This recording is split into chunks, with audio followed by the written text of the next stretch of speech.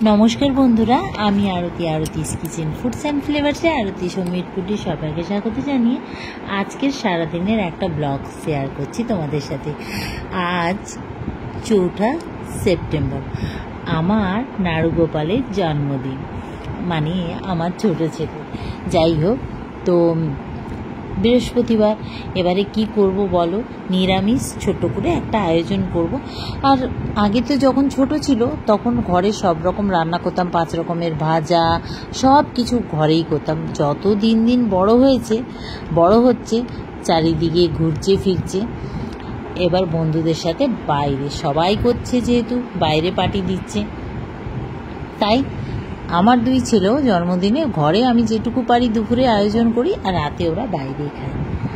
তো চলো, আজকে সকাল থেকেই শুরু করলাম। তো সকালে দেখো, বৃহস্পতিবার, লক্ষ্মীবার, মা লক্ষ্মীর বার। তো লক্ষ্মীবারে ঘরের সমস্ত কাজকর্ম সেরে আলপনা দিয়ে পুজোটা সেরে ফেললাম। আর তার মধ্যে ছেলেও স্নান করে চলে এলো, একদম নতুন একটা জামা পরে ঠাকুমাকে মালা পরিয়ে ঠাকুরদের আশীর্বাদ নিল। এবার আমি ওকে বললাম, যা মন্দিরে গিয়ে একটু পুজো দিয়ে। আমি আমার ছেলেদের জন্মদিনের দিন আমি নিজে যেতে না পারলেও আগে যখন ওরা ছোট ছিল ওদের নামে পুজো দিতে আমি যেতাম। যবে থেকে ওরা বড় হয়েছে ওদেরকে পাঠাই। আমি সবসময় একটা জিনিস শিখেছি, সেটাই ছেলেদেরও শেখাই, যে জন্মদিনের দিন অন্তত গুরুজনদের আশীর্বাদ নেবে, বা বাড়িতে যারা মারা গেছেন, যাদের ফটো আছে তাদের মালা পরিয়ে তাদের আশীর্বাদ নেবে, আর মন্দিরে গিয়ে পুজো দেবে। তো সেটাই আমার ছেলেরা করে, মন্দিরে যায় পুজো দিতে। তো যাই হোক, তো সমস্ত পুজো সেরে এদিকে আমি চলে এলাম রান্নাঘরে। এসে পায়েসটা বসিয়ে দিলাম। পায়েসটা বসিয়ে নিজের জন্য একটু চা করলাম। তারপরে ওদিকে আরেক ইন্ডাকশানে দুধ জাল দিচ্ছি। আর আমি যেহেতু আজকে বৃহস্পতিবার ভাত খাবো না, ওদের জন্য একটু রাইস করব। আর তো আমি আটাটা মেখে নিলাম, নিজের জন্য একটু রুটিও করব, পরোটা করব। তো এদিকে চাটাও খেয়ে নিলাম। আর আসলে সবথেকে বড় কথা, আমি আগের দিনই পায়েস করে রাখি জন্মদিন হলে, কিন্তু এইবারে না, সত্যি আমি ভুলেই গেছিলাম যে 4 তারিখ। তো 4 তারিখটা আমি ভেবেছি আরও একদিন পর, মানে 2 তারিখের যেদিন 3 তারিখ, সেদিন আমি 2 তারিখ ভাবছিলাম। তো সেজন্যই আমার একটু গন্ডগোল হয়ে গেছে, আর সকাল থেকে কাজের চাপটা বেশি হয়ে গেছে। আর যেদিন নাড়ুগোপাল জন্ম হয়েছে সেদিন সত্যি এত বৃষ্টি হয়েছে, আর একদম ভরা অষ্টমী, সেদিন জন্ম অষ্টমীও ছিল। আর জন্ম অষ্টমী, আর আমার বাড়িতেও অষ্টমীতে কৃষ্ণ এসছে, এরকম একটা ব্যাপার। তো যাই হোক, এদিকে দেখো সকালের কাজ তো সারলাম। এবার কি রান্না করব সেটা মাথায়, পনিরটা করব, পনিরটা রাখা আছে এখানে। তো ফার্স্টে আমি কি করলাম, কিছুটা ক্যাপসিকাম আর টমেটো একটু বাটার দিয়ে আগে ভেজে বার করে দিলাম। আর এদিকে মিক্সার গ্রাইন্ডারে পোস্তটা খালি শুকনো আগে ঘুরিয়ে নিলাম, যেহেতু পোস্ত বাটা যায় না সহজে, ওই জন্য। তারপরে কাজু, কাঁচা লঙ্কা, আদা, দই দিয়ে এটার একটা পেস্ট করে নিলাম।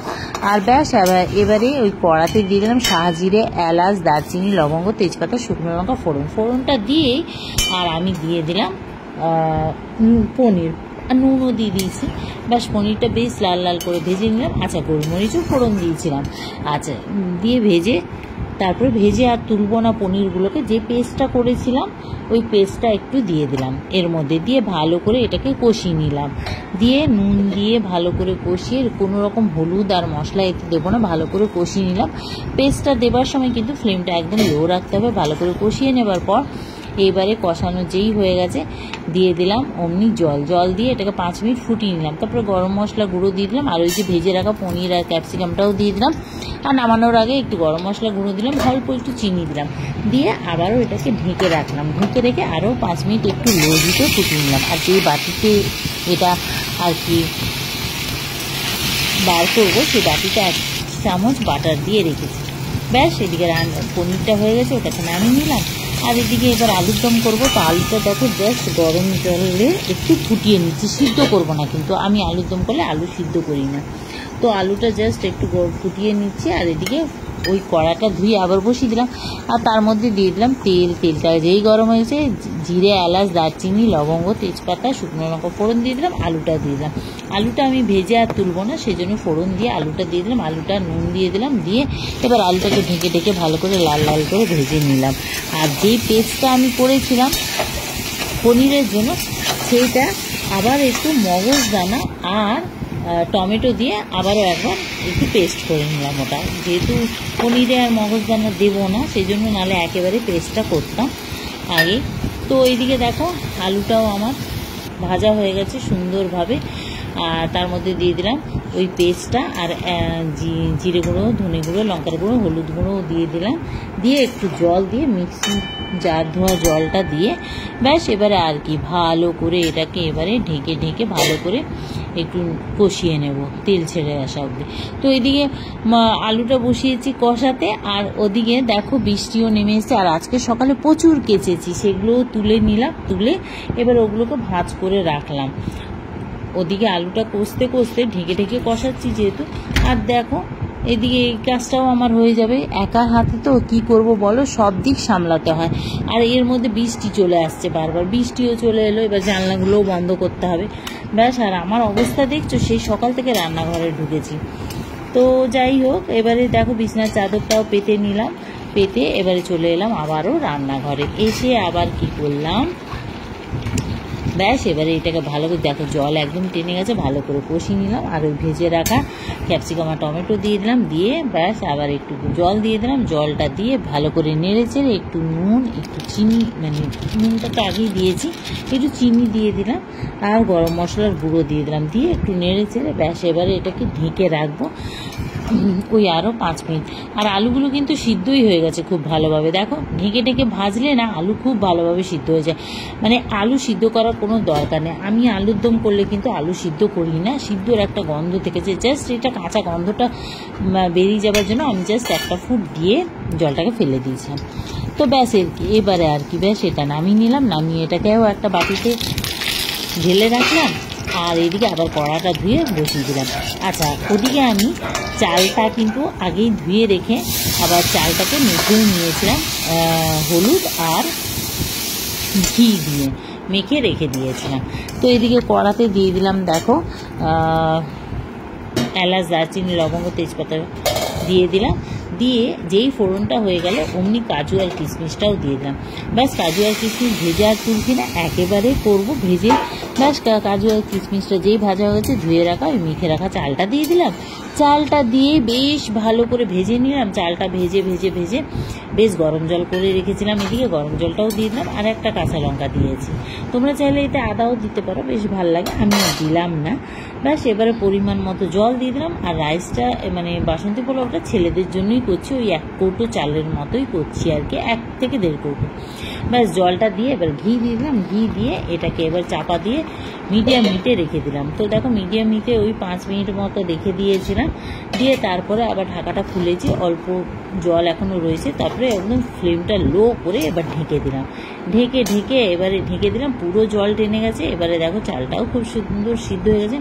ব্যাস এবার দেখো কত সুন্দর ঝরঝর হয়েছে। চাল যতক্ষণ ধুয়ে রাখবে দেখবে, রাইস হোক যে কোনো পোলাও হোক দেখবে খুব ঝরঝর হয়। তো ভালো করে দেখো ঢেকে ঢেকে ভালো করে ভেজে ভেজে এটাকে বার করে নিলাম একটা বাটিতে। ব্যাস এটাও হয়ে গেল আমার রান্না। আর এদিকে দেখো কত বাসন, সেটাকেও ধুলাম, ধুয়ে রান্নাঘর একদম পরিষ্কার পরিচ্ছন্ন করে নিট অ্যান্ড ক্লিন করে নিলাম। আর এই দেখো ময়দা আর আটাটা আমি মেখে রেখেছিলাম। ওদিকে আমি সকালে রুটিটাও করে নিয়েছিলাম, সেটা আর ভিডিওতে দেখালাম না। তো সেই রুটিটা করার পরে, রুটি আর পরোটা করার পরেই আমি কিন্তু ওরই মধ্যে এই আটার ময়দাটা মেখে রেখেছিলাম। তো রান্নাঘর পুরো পরিষ্কার করেই এবারে দেখো লুচিগুলো ভাজতে চলে এলাম, লুচিগুলোও ভেজে নিচ্ছি পরপর। আর লুচিগুলো দেখছো কি সুন্দর ফুটবলের মতো ফুলেছে একেবারে।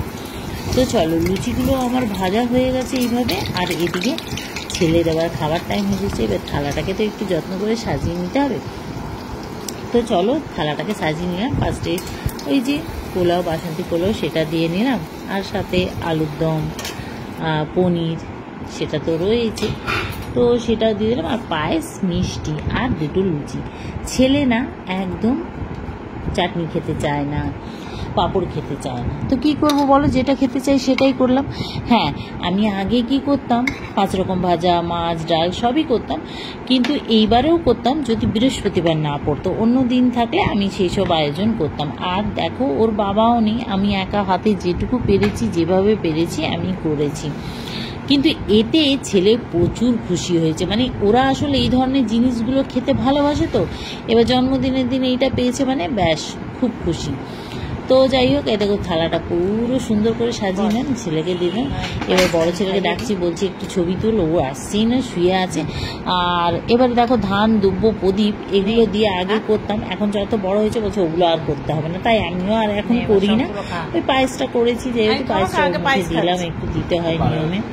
এই দেখো লজ্জা পাচ্ছে ক্যামেরার সামনে, ভালো হয়েছে ভালো হয়েছে ব্যাস। এবারে ও খেতে বসেছে। আর এদিকে আমার কেকটাও বানানো হয়ে গেছে, সমস্ত কাজকর্ম সেরে রান্না বান্না মানে আমরা খেয়ে আর কেকটাও বানিয়ে নিলাম। কেকের ভিডিও আমি আলাদাভাবে দেবো আমার চ্যানেলে। ব্যাস এবারে সন্ধে হয়ে গেছে, কেক কাটার পর্ব চলছে। কেকটা খুব একটা ভালো হয়নি যদিও, কিন্তু খাওয়ার মতো হয়েছে এইবারে কেকটা। নালে আমি বাড়িতে কেক বানাই, জন্মদিন, বিবাহবার্ষিকী, আমাদের বিবাহবার্ষিকী এগলেস কেক, আমি বাইরে থেকে কেক আনাই না। তো যাই হোক, এদিকে দেখো কেক কেটে দাদাকে দিচ্ছে, আমাকে দিচ্ছে, ব্যাস এই ছোট্ট একটা আয়োজন। আর এখন ওরা বেরোবে রাতে বাইরে ডিনার করতে। তোমাদের কেমন লাগলো ভিডিওটা অবশ্যই কমেন্ট করে জানিও। টাটা, সবাই ভালো থেকো।